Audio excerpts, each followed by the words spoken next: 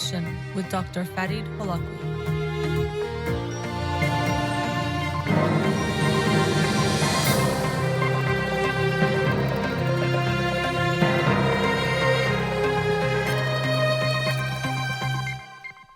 Good evening and welcome to In Session.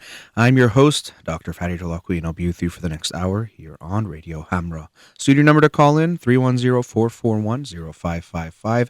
I'm a licensed clinical psychologist, so you can call in with any questions related to clinical psychology, including any emotional or psychological issues, parenting issues, and relationship issues as well. You can also follow me on Twitter or Instagram or like my page on Facebook to get updates on the show or suggest topics or books for the program. And the shows are uploaded at the end of each week to my SoundCloud page and podcast on iTunes. Again, our studio number 310-441-0555. Before I get to the summary of the book from last week, this week's book of the week I'm very excited about. It's called Gender and Our Brains by Gina Rapone.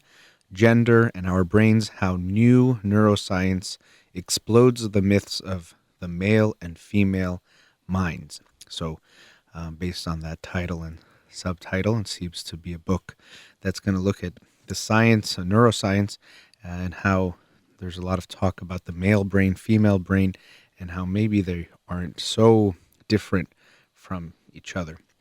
But very much looking forward to that. I think it was released last year, so most of the research is updated. Looking forward to reading that and sharing that with you next week. Tonight's book that I'll talk about is How to Be Yourself by Ellen Hendrickson. How to Be Yourself, Quiet Your Inner Critic, and Rise Above Social Anxiety.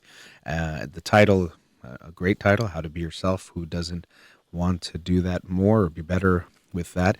And it was a great book, and not just for someone if you think you are dealing with social anxiety or a diagnosable social anxiety, as she sometimes calls it in the book, a capital S social anxiety, meaning to the degree that it would be diagnosable.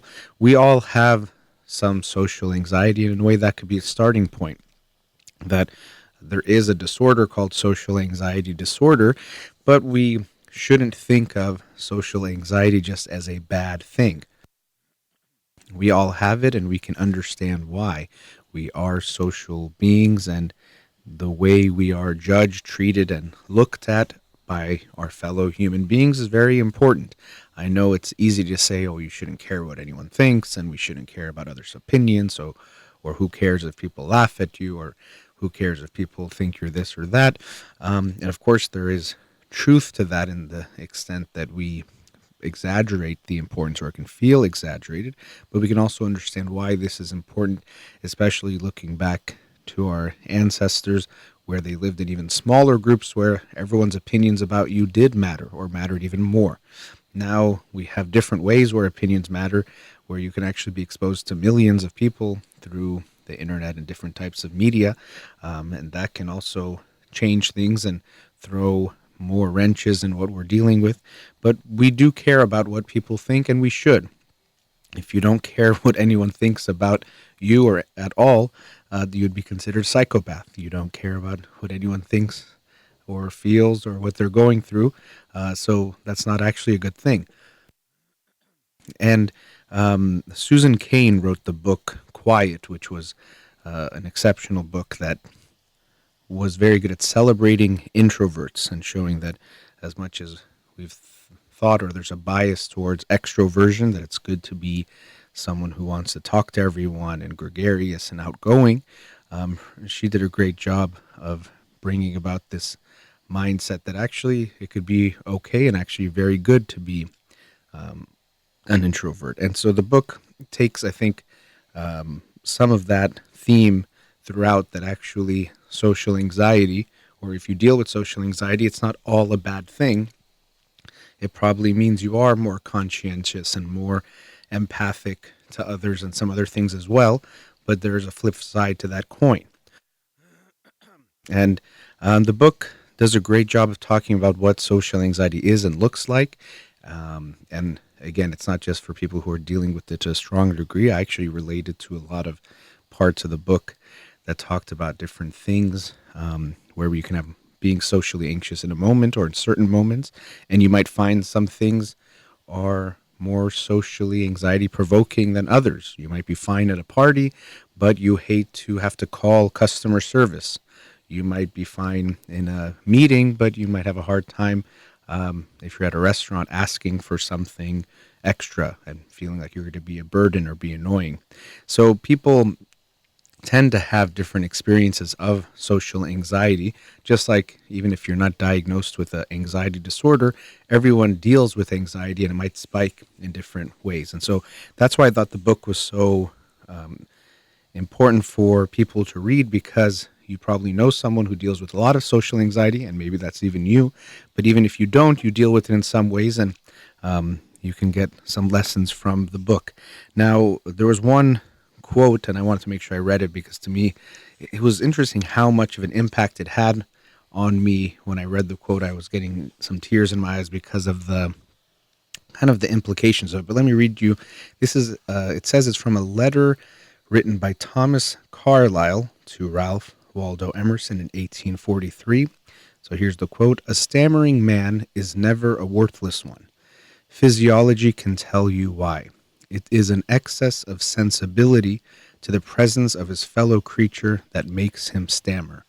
And it just affected me to think that we can sometimes overlook certain people or undermine what someone is saying for various reasons. So saying a stammering man, or someone who has a stutter, let's say, who has a hard time getting their words out, but it's not because they are worthless. They are actually, because of their stammer, it's a evidence of how much they care about others, how sensitive they are to other people.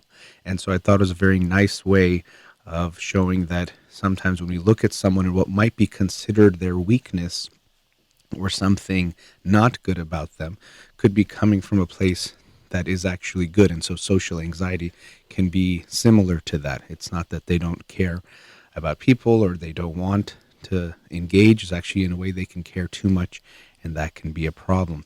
And so there's also parts about the brain and how there are people who, if they're dealing with social anxiety, what we find is their emotional part of their brain, the amygdala, might fire a little more or strongly. But importantly, what for many of us can happen is the frontal lobe, or parts of the frontal lobe, can help to calm down that feeling. So almost you can think about it or think your way out of it. But for people who have social anxiety, their brains respond a little bit slower and not as strong. And it might just be a few seconds, sometimes just 3 seconds slower. But in those few seconds, a lot can happen that unfortunately can cascade into creating more and more anxiety. And so this is one of the hard parts about dealing with anxiety, is that it does snowball and build upon itself. And I talked about this last week based on starting this book, but about how when we have anxiety, what it makes us want to do is avoid the thing that makes us anxious. And this creates this cycle where we feel relief, and that relief is almost addictive because it feels so good that we then have more anxiety and choose avoidance even more. And this can be one of the ways social anxiety can come about, or any type of an anxiety. So let's say you go to a party and you're there for a few minutes, you have some social anxiety and you find an excuse to leave. You go to your car and you feel a sense of relief. Okay, I'm safe now. There's really a feeling of safety, of relief. And that feeling that feels so good, unfortunately, is going to work against you, because rather than helping you here, your detection is off. It thinks that by protecting yourself, you are going to be better. But first of all, the threat is not so bad. And also, you're going to keep yourself from growing if you do this. But unfortunately, the next time you're at a party, or even the thought of a party comes, you'll feel even more strongly that urge to avoid it. And so the avoidance just further reinforces that feeling of how good it is to avoid that thing, and it becomes even scarier. You feel like it's harder for you to face it, and on and on and on. And as the book discusses, and I mentioned last week, the only way you will get over social anxiety is by facing it.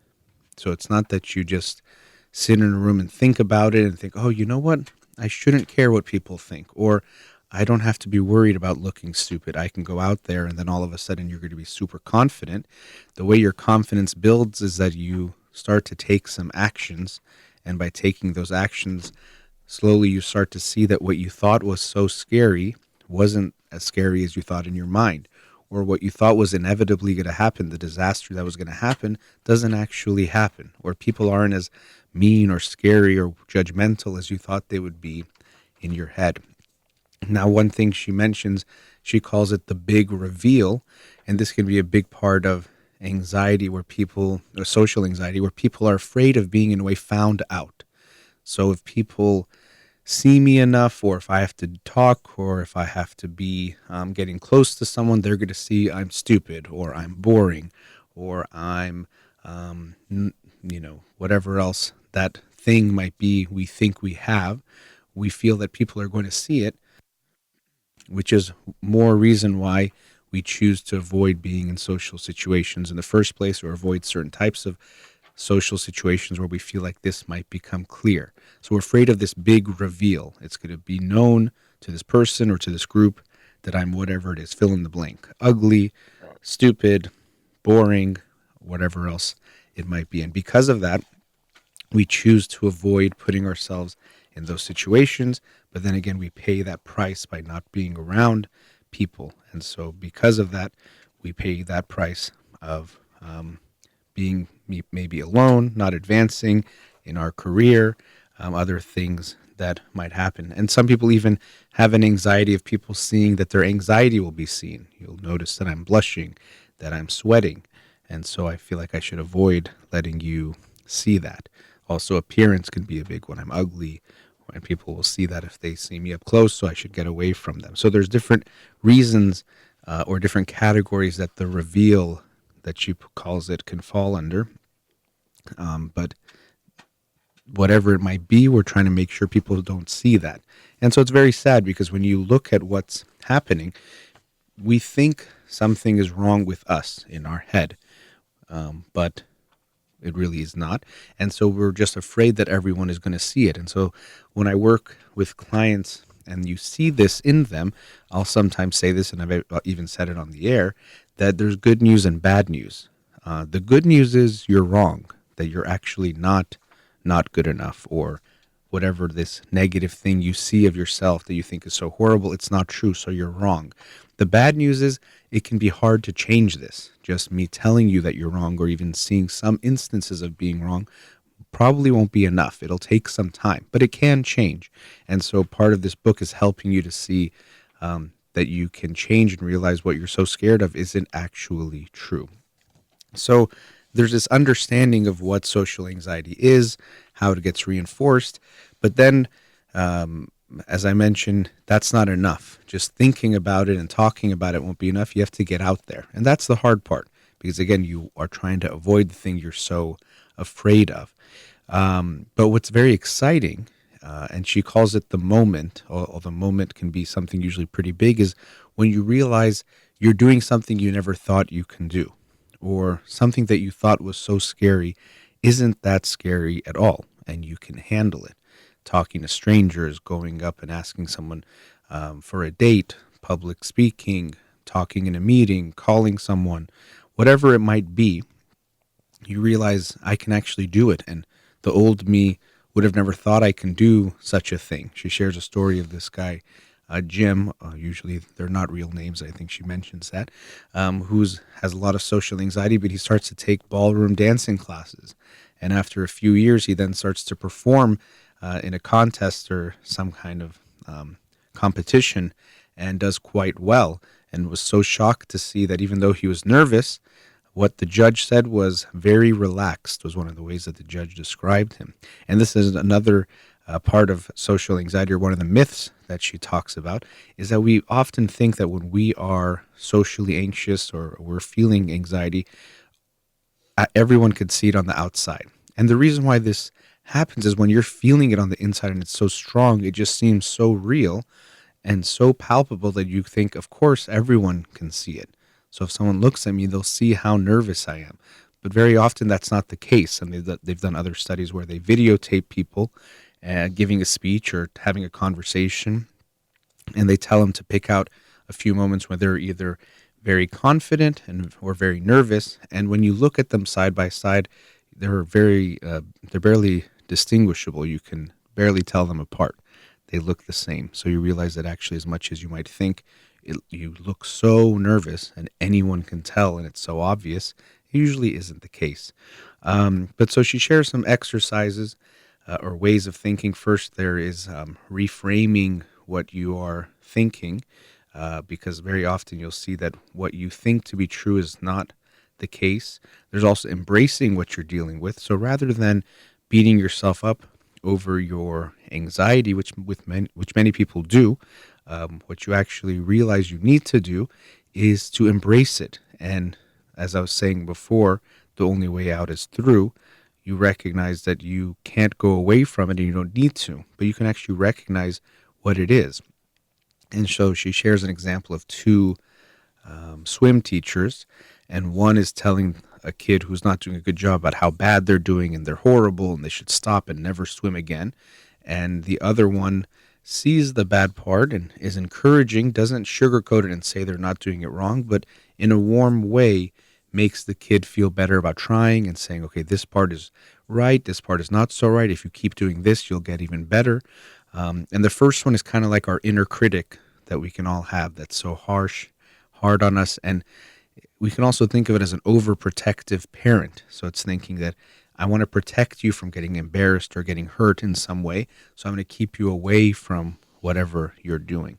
But we know that if we have that second type of coach that is realistic, encouraging, loving, and supportive, we're more likely to get better at whatever it is we're doing, whether it's swimming or having social interactions and making friends and having relationships.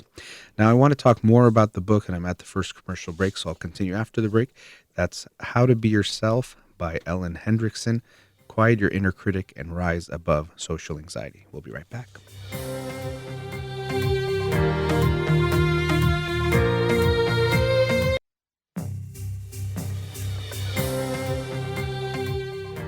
Welcome back. So I'm continuing the discussion on the book How to Be Yourself by Ellen Hendrickson. Quiet your inner critic and rise above social anxiety. As I mentioned at the top of the show, highly recommend the book really for anyone, but because I think a lot more of you than you might think deal with social anxiety. Another thing that can make us recognize the importance of talking about mental health issues or being open, being more vulnerable, is that so many people suffer in so many different ways, and they suffer even more because they think they're the only one. And especially this is true with things like social anxiety, where someone might be sitting in a class, she shares a story like this, and we make a mistake or we're afraid to ask a question or whatever happens, we think we're the only one going through this, but we don't know what's going on in everyone else's heads. And very often people are not feeling as good as they might look. As I just mentioned before the break, we might look more confident on the outside, or it might not be very clear to someone looking at us that we're anxious when we actually are. And so another indication of this, or a way this plays out, is when you're in a classroom lecture and someone is talking and everyone is a little bit confused and you're sitting there thinking, I want to ask a question, but everyone else seems to understand what's going on, so it must just be me. But then you muster up the courage and you ask your question, and then several other people in the class say, oh, I'm so happy you asked. I was having the same question, or I wasn't understanding what the teacher or professor was saying. And so we see that very often we're dealing with things that other people are as well, but we're all hiding it because we think we shouldn't be. And so it creates this kind of a problem where everyone thinks they're the only one dealing with something, which makes them feel even worse. So if you have social anxiety, you're definitely not the only one. Even if you have the diagnosable social anxiety, there's many people with that, but just having some level of social anxiety is very, very common. Almost everyone will feel it at some point in their life. So you're definitely not alone, or we can say we're actually all in it together, the other way around. And so throughout the book, it does talk about understanding it better, but this book is a great one, so I recommend it. But the book itself says that reading the book is not enough, in the sense that just reading is not enough. You have to go do something about it. You'll only overcome your social anxiety if you take actions. And so the book will help you understand that, get ready, and give you some tips and tools, but eventually you'll have to go try it yourself. And so I was talking about how we can be more loving towards ourselves, and I see this so often with everything that people deal with when it comes to mental health standpoint, that we can be so hard on ourselves. We can be hard on ourselves for being depressed, for being anxious, for not having confidence, whatever it is. People are pretty good at being hard on themselves, and that's why in the subtitle of the book it talks about quieting your inner critic, because we see how harsh and harmful that is. So someone with social anxiety might say, "Oh, but why do I care what people think?" Or "I was so nervous I didn't go, and God, I'm so weak," or "I'm so whatever." They might say to themselves, but in a very negative and judgmental way. They'll have the social anxiety, which already feels bad, but then they'll beat themselves up over having the social anxiety, thinking that helps, this tough love mindset, but not realizing it's only making it worse and making it even harder for themselves to overcome it. And so it doesn't mean we coddle ourselves and just say, "Oh, you know what, you're socially anxious, so you don't have to ever do something that makes you uncomfortable." And that's where I think people sometimes get in trouble with their thinking about these things, and they think that it's either tough love or you let anything go and you never push or challenge someone. But genuine self love, even, or genuine love of someone, is that you want the best for them. And that will mean challenging them, telling them the reality, and encouraging them to step out of their comfort zone so that they can grow. Not because you want them to hurt just to hurt, but you know that in order to grow, they're going to have to be uncomfortable. So we can do that same thing to ourselves. You know what? I went to another party and all I wanted to do was leave. And I know this is a struggle for me. And imagine, and it's one of the tips that's in the book, what you would say to a friend. You probably wouldn't tell your friend, "Oh, you're such an idiot. You left again. You're so weak. Why do you care what people think? Gosh, I can't believe you're this, that, or the other." Hopefully, if you're a compassionate friend, you'll say, "Yeah, I know you've told me you get nervous at parties or this happens, but I'm proud of you that you at least went, and let's see what we can do to keep dealing with this issue. We're going to keep facing it." So you're not just going to coddle them and say, "We'll never go again. I'm not going to push you," but you're also not saying you have to go. I don't care. Don't be so weak. You have to be somewhere in between where you're actually giving that warmth and love and compassion, but also giving that supportive push forward into the thing that's making them uncomfortable. And the good news is, when we do that, it does help make us less afraid of what we're dealing with. So, in a way, she kind of jokes that there's only 3 graphs in the book. And so it has one graph where it's talking about when we're in a situation that makes us socially anxious and how we're feeling. And so she has the y-axis, says chillin' to freaking out. So basically saying feeling calm to freaking out. And so when you get put in that position, you see a huge spike and all of a sudden we're freaking out. And if you avoid the situation, you'll quickly have that relief I was talking about in the previous segment. So you'll go back down to that chilling, calm feeling very quickly. And so that, unfortunately, as I said before, it works, quote unquote, so well, works as making us feel good in the moment, that it can be almost addicting and make us want to keep doing that.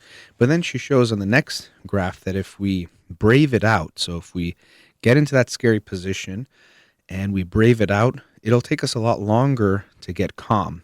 And so that might not feel good. But if we recognize it's worth it, we might let ourselves go through that. And then the third graph shows that if we keep doing that, we calm down quicker over time. It still might not be as fast as avoiding, but it becomes less and less deep. So as she puts it, turning mountains to molehills. We're kind of turning what seems like something so scary and big into something not as scary. And so that's another lesson about social anxiety or any kind of anxiety that you have. It's not that you're going to, when we say overcome, it means you don't feel it anymore. So if you have social anxiety, it's almost impossible to think you're going to have no social anxiety. But you can have less of it, and it could interfere with your life much less.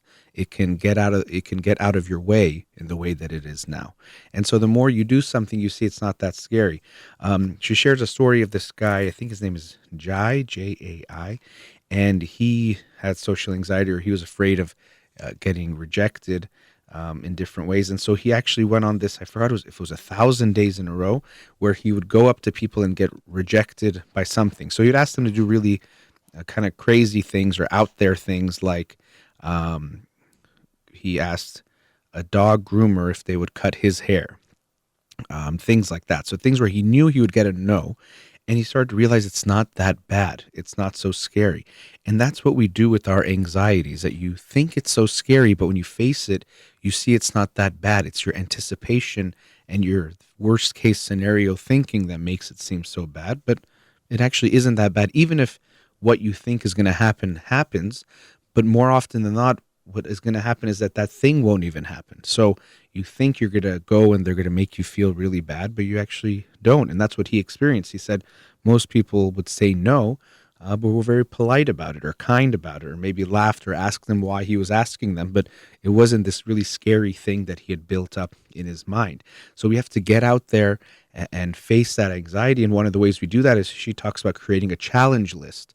And this is similar to what we do with phobias, where you do systematic desensitization, but you build a challenge list starting with smaller things. So maybe the first one would be going up to a stranger and saying hello. And then by the end, you have to think of the personal things for you that are difficult and keep pushing yourself out of that comfort zone, having more exposure to the anxiety to see that it's not that scary. And again, it's not that once you do this, now your anxiety is gone forever, which is what sometimes people are looking for, but that you'll realize I can face this, I can handle it, and even learn ways to cope with it afterwards, which is also one of the techniques she talks about. Okay, well, what will I do if I go and give this speech and it doesn't go well, or I feel like I made a fool of myself? Who could I call? What can I do to help myself feel better? So you think about that and realize you'll be okay. And so it's a very empowering feeling to realize that the thing I thought was so scary, it might still have some fear or I might have some anxiety still, but I can face it. I don't have to be so scared. And fortunately, the more you do it, the easier it becomes, the less scary it becomes. And unfortunately, the less you do it and the more you avoid it, the scarier it will feel. Now, she also shares some myths that people have when it comes to social anxiety. And a big one is that people think that they have social anxiety because they lack social skills. They think, I just don't know how to have conversations or small talk or build friendships. And so because of that, that's why I do so poorly in social situations, or I do so bad socially. Now, of course, some people will have some social skills deficits or not know some things that will lead to them having bad social outcomes. But for people who really are dealing with social anxiety, it's not a deficit of social skills. And one way this becomes very clear is that if you put this person around people they're comfortable with, let's say longtime friends or family they feel really comfortable around, you'll see them doing a great job socially or being talkative or however it is, they'll be okay. But it's the anxiety that's getting in the way, just like any other kind of performance anxiety. If you have test anxiety, you know the information, and then when you go to take the test, because of the anxiety, you might draw a blank, and all of a sudden you can't come up with the information that you actually know. So it's not an information or knowledge deficit, it's the anxiety getting in the way. Similarly, with social anxiety, it's not that you don't know how to have conversations or to talk or any of those things. It's that your anxiety is getting in the way of you expressing that. So many people think that's their problem when really it's actually the anxiety that's getting in the way, not an actual social skills deficit. Another one relates to alcohol, and there was a chapter, a fairly short one, but a chapter on alcohol, sometimes called liquid courage. But a lot of people use alcohol to deal with their social anxiety. And again, this is one of those things I talk a lot about, things that work, quote unquote. For some people, they feel it works because in the short term it gives them something, but really they're not facing it. And when you look at it, they're not getting what they actually want. So she talks about some people, she calls them the pre-gamer. They'll drink before they go to a social event so that they don't feel like they have as much anxiety and they can handle it more. Some people do more of the drinking afterwards, or the after drinkers. They go to the event, they try to get through it, and then they feel so bad they come home to kind of drink to forget or to deal with those feelings they're dealing with. Then she describes the supersized social drinker, those people that don't drink that often, but when they do and they're out in a social situation, they'll overdo it. And so they'll drink too much. And so there's different ways, or there's the ones that don't drink at all because they're afraid of getting out of control.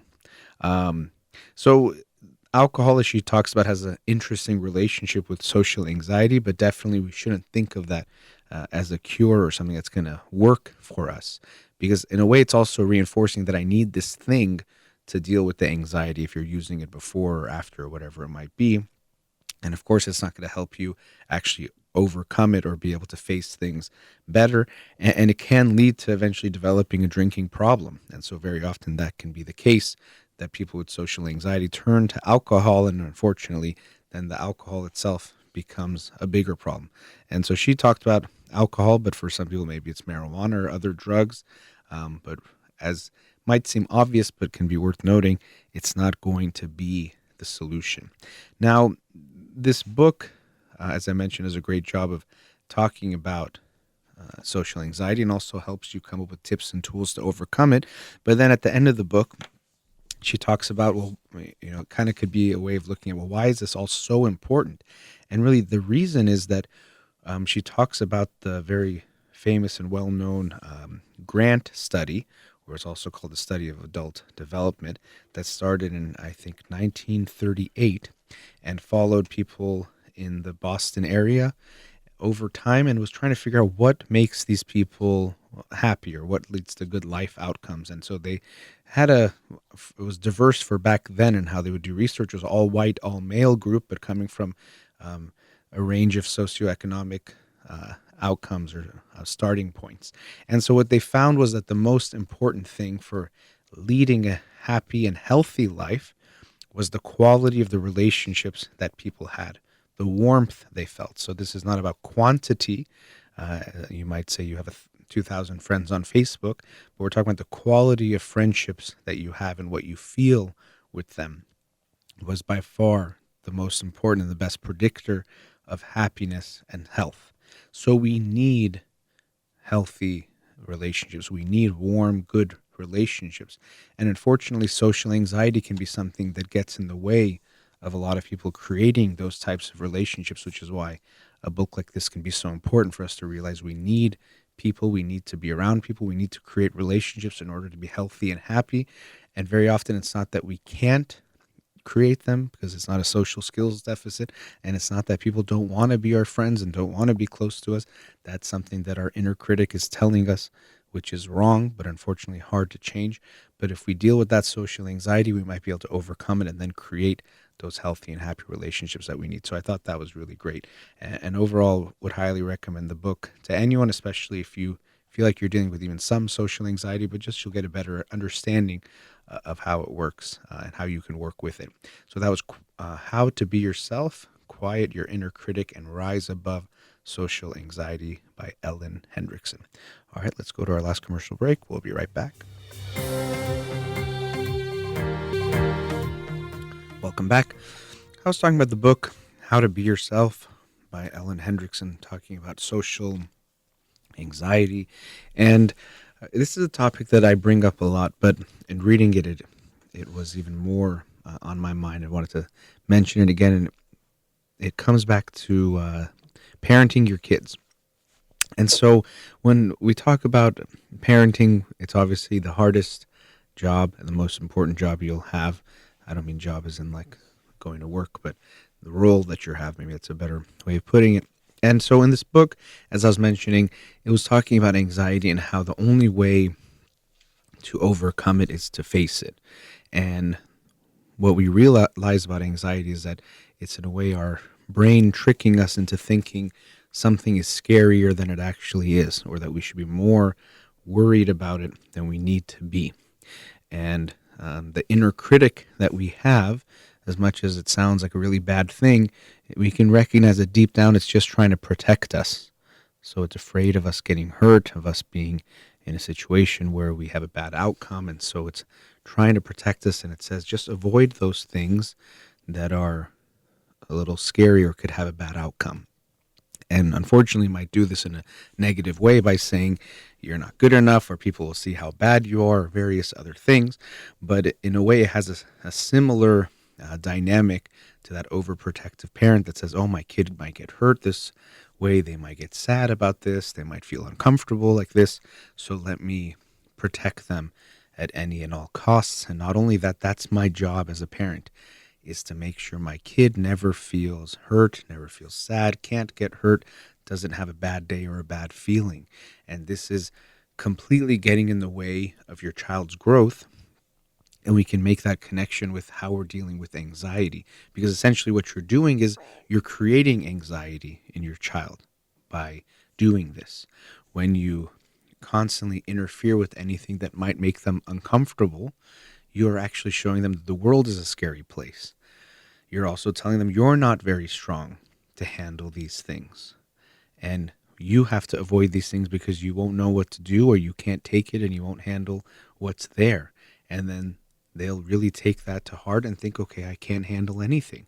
And so rather than making them feel better and stronger, they'll feel weaker and more afraid of the world. And I see this a lot with families. Of course, a lot of the families I get to work with are Iranian families, where they think that the most important thing is to keep their kids feeling good in every moment and to prevent any type of pain. I call this the pain prevention philosophy of parenting, and it is a very dangerous one. And so parents think it's from a loving place. I don't want my kid to feel bad.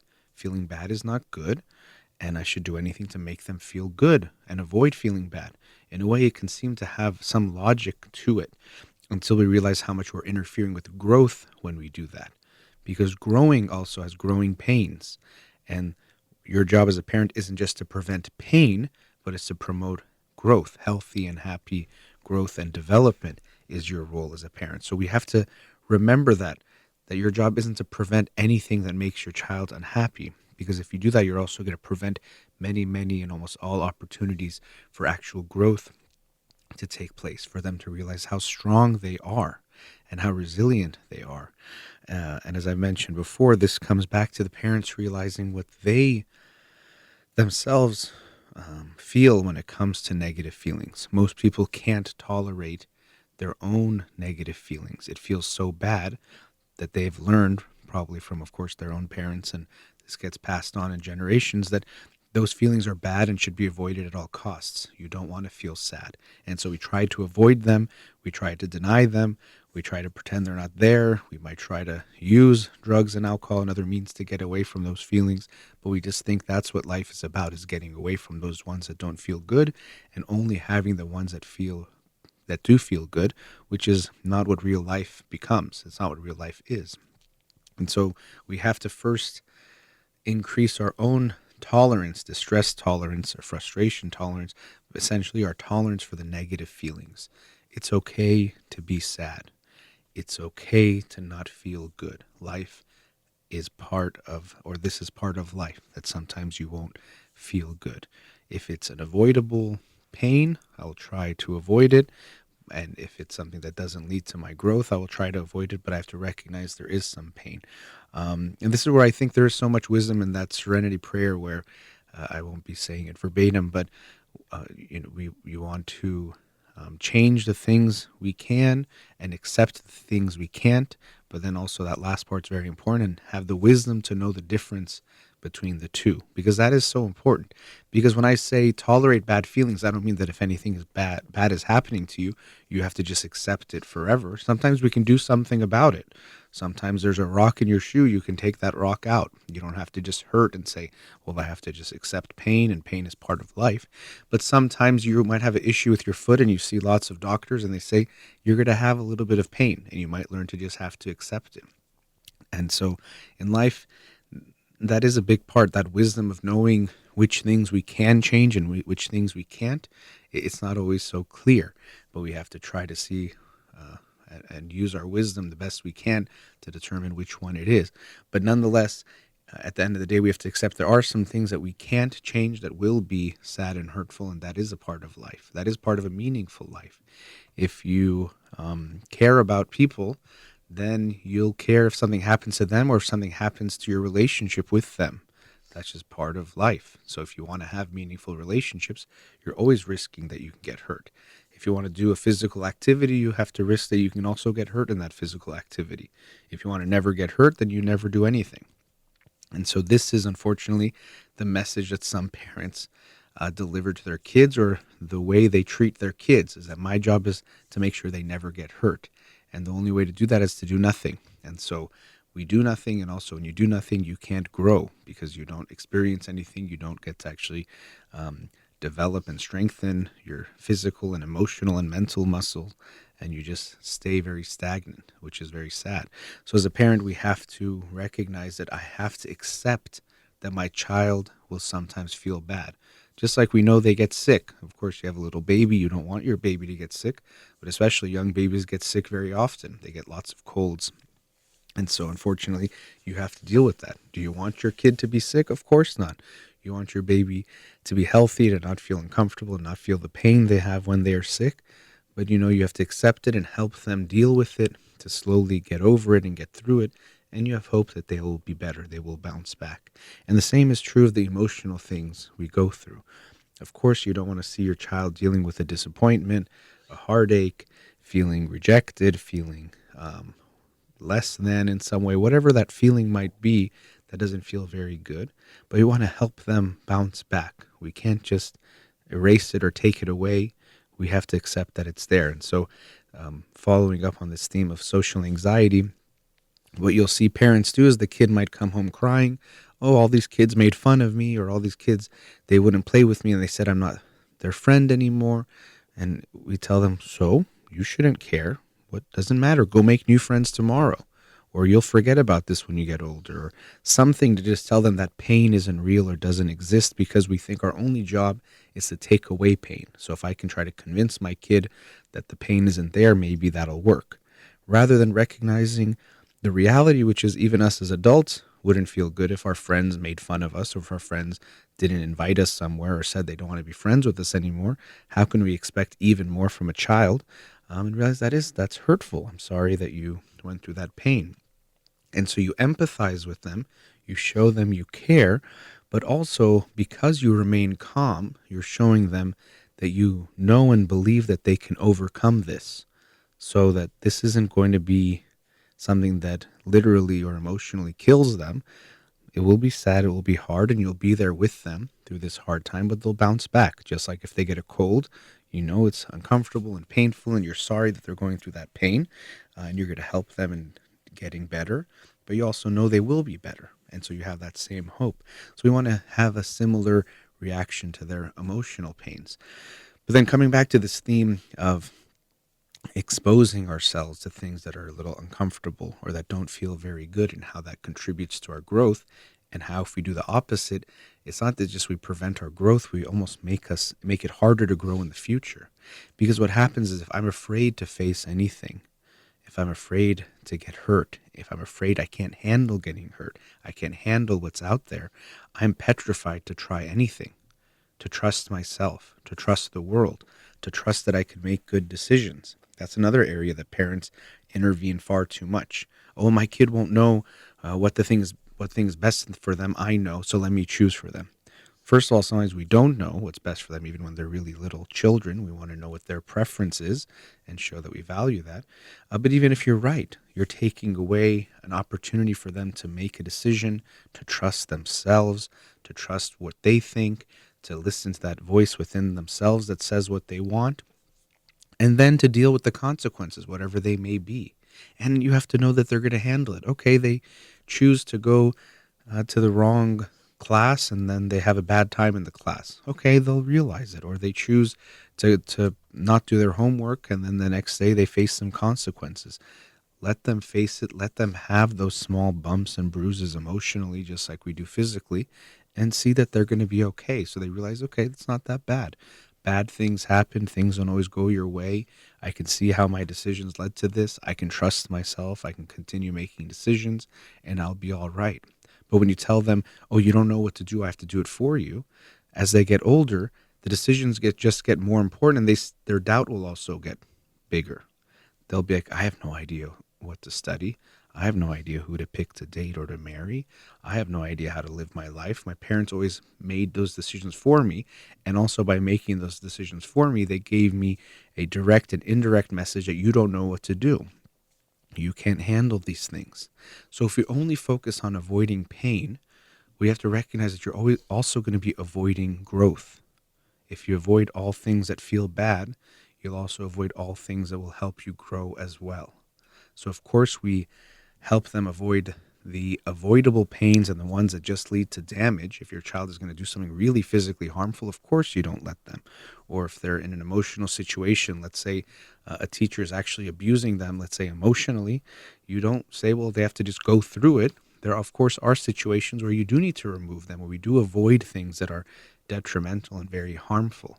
But we don't avoid things that are just uncomfortable or a little challenging. Those are what we need to actually grow. And it can be tough for a parent to feel like you're letting your child get hurt. You're letting your child feel bad. But you have to always take a step back and recognize what is going on. Is this a discomfort that is part of life that actually is going to help them grow? Or is this where I'm supposed to intervene and stop something? Is this the pain of damage, or is this the pain of growth?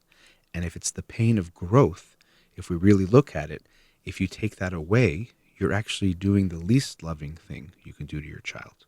You're not allowing them to grow and become stronger, to take better care of themselves, to be less afraid of the world, and to be more confident in themselves. So we have to recognize that, as paradoxical as it might seem, sometimes allowing your child to feel a hurt is actually the most loving thing you can do. Actually allowing them to feel something that doesn't feel good might actually be the best parenting you can do. But if you come from the mindset that my only job as a parent is to prevent pain, then you won't allow for this to happen. But you'll also be interfering and not allowing for a lot of growth to happen as well. So as I read this book, that theme was also very clear to me in thinking of parents. And she talks about how, in a way, that inner critic can be like a helicopter parent, or that overprotective parent that gets in the way. We think we're protecting, we think we're helping, but we're actually interfering with growth and development. And inevitably, that's really what parenting is about, is to helping your children grow and to become stronger and become that best strong version of themselves, not just preventing them from getting hurt. All right, that's the end of tonight's show. Thank you to Amir here in the studio and everyone listening out there. You've been listening to In Session with Dr. Farid. Have a wonderful night.